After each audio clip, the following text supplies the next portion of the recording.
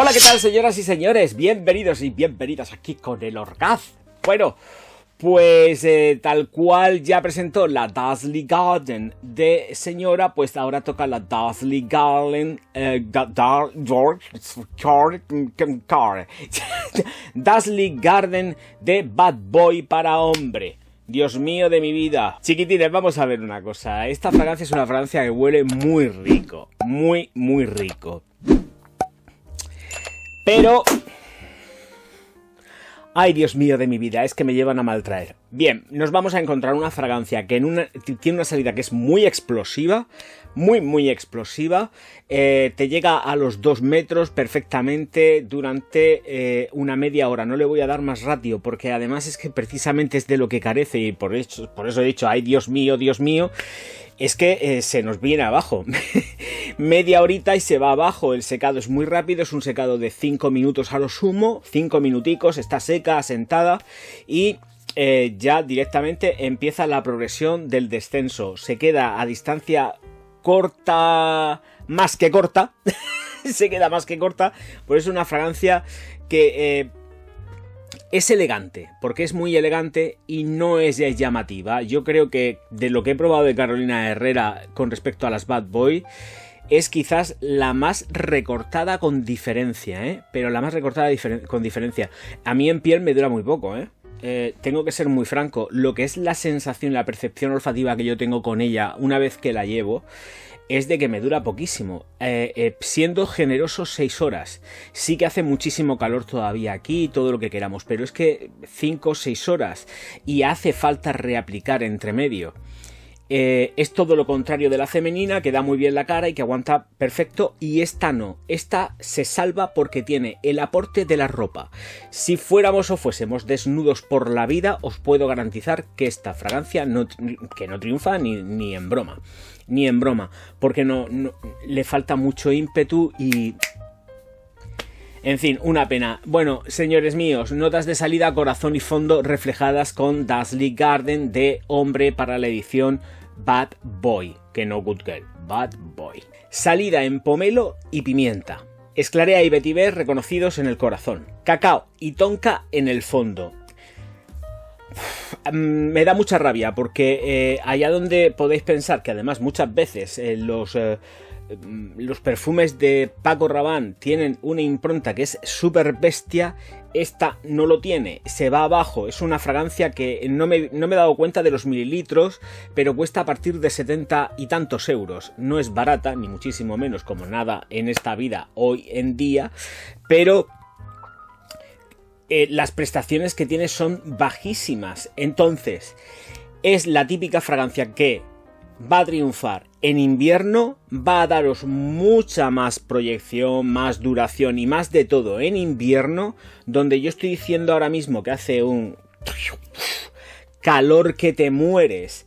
Me dura entre 5 y 6 horas en piel, en ropa supera las 8 y hasta el día siguiente y todo lo que queramos. Pero en piel, de verdad es algo, porque la llevo puesta ahora, es que se te viene abajo. Es impresionante la bajada que hace. Tiene una salida espectacular la fragancia. Pero luego, cuando pasa esa media hora, dices, ostras que no la siento, y te tienes que acercar la muñeca. No pegártela, porque no hace falta pegártela, es perceptible así. Entonces os digo que donde puede parecer que es súper potente y que os vais a llevar un auténtico perfumón, luego se va a quedar súper discreto y me gusta mucho, pues desde luego para estar toda la mañana liado con ella durante todo el día. No me gusta para las noches, pero para toda la mañana completa, para bodas, bautizos y comuniones, por ejemplo, se desempeñaría muy bien para los invitados, no para los afectados, pero sí para los invitados, perfecta, porque tiene el grado justo de sobriedad que necesitan determinados actos. A pesar de ser dulce, porque es una fragancia que está muy endulzada.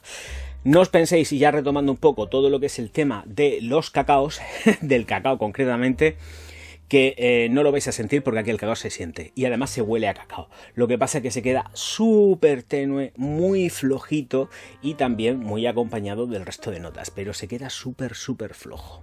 En cuanto a la salida, debéis de tener en cuenta de que efectivamente es una explosión cítrica aromatizada por las especias. En este caso, aparte de la pimienta, pues lleva más cositas, como todo. Pero resulta que aquí tenemos el cacao zumbando desde el principio en combinación con el haba tonka. Entonces ya las sensaciones olfativas que tienes con respecto a la fragancia es dulce. Va ganando en dulzor conforme va haciéndose el secado, van pasando las horicas, va ganando mucho más, claro que sí, para eso están las concentraciones, todo el juego de concentraciones y volatilidades, pero tenemos ahí ese remanente de cacao que siempre está subiendo de una forma muy tenue, pero es que lo tienes marcado y va ahí pum y está ahí todo el cacao está.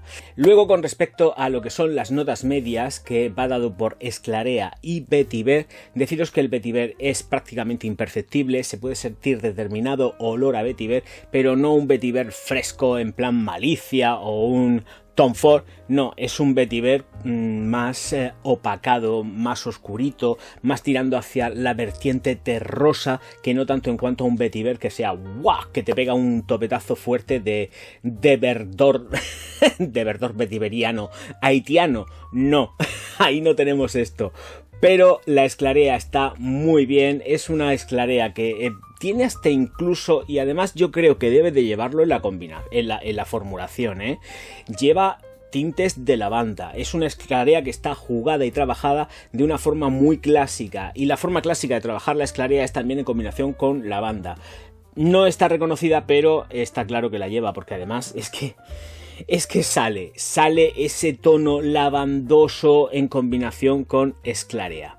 Como debéis de saber, efectivamente, para que nadie se me haga un lío, que no se haga un lío, lo que ya sabéis, la Esclarea es la salvia, es la nota de moda. Es la nota que está de moda, la oferta del año es la salvia. Bueno, pues en este 2023, pues le llaman Esclarea y así camuflamos que es salvia. Y así parece que es otra cosa, pero no, estamos hablando de salvia. Y esta salvia va muy combinada con lavanda. Sale sola. A ver, esto debéis de ir a la tienda y sopesarlo muy bien. Yo sé que a muchos de vosotros os va a gustar, pero los rendimientos son bajos.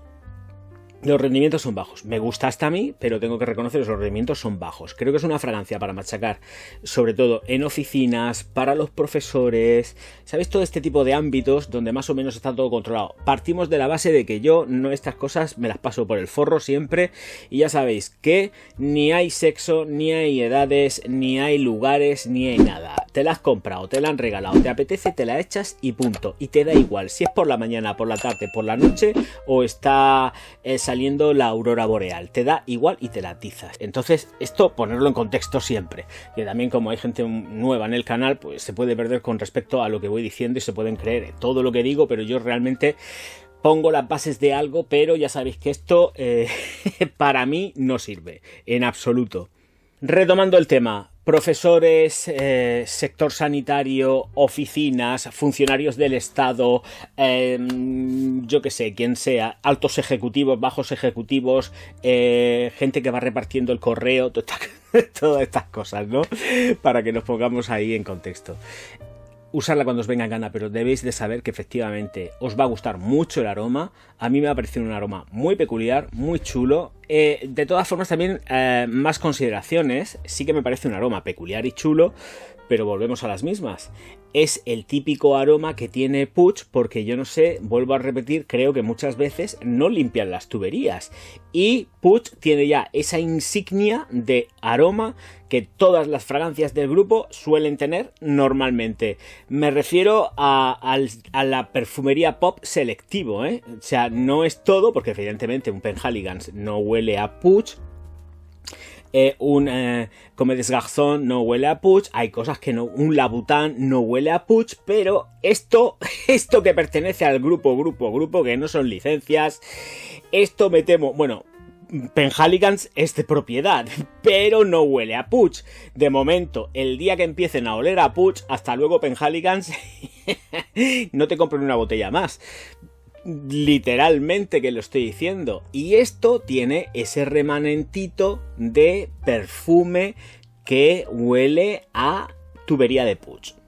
Es muy distintivo. Dentro de eso se aleja un poco más de ese olor a tubería de Puig, pero lo tiene. O sea, ese tono vainillero con lavanda está presente. Y eso es Puig. Lavanda con vainilla mezclada ahí con toques balsámicos mentolados. Esto está, ¿eh? Esto está en casi todos los Carolina Herrera, los Invictus, los One Million. Está.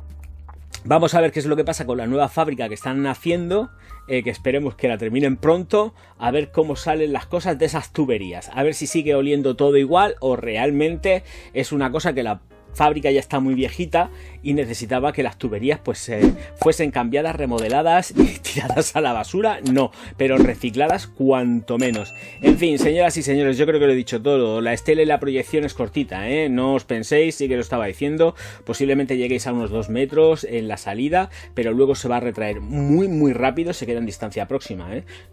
Tal cual, y además pegadica. Lo que pasa que si rociese la ropa os va a garantizar que esto os va a llegar, va a superar las 10 horas seguro con frío.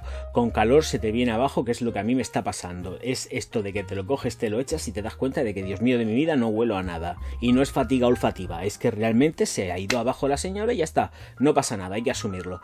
Señores míos, muchísimas gracias por estar aquí. Nos vemos enseguida. Auf Wiedersehen.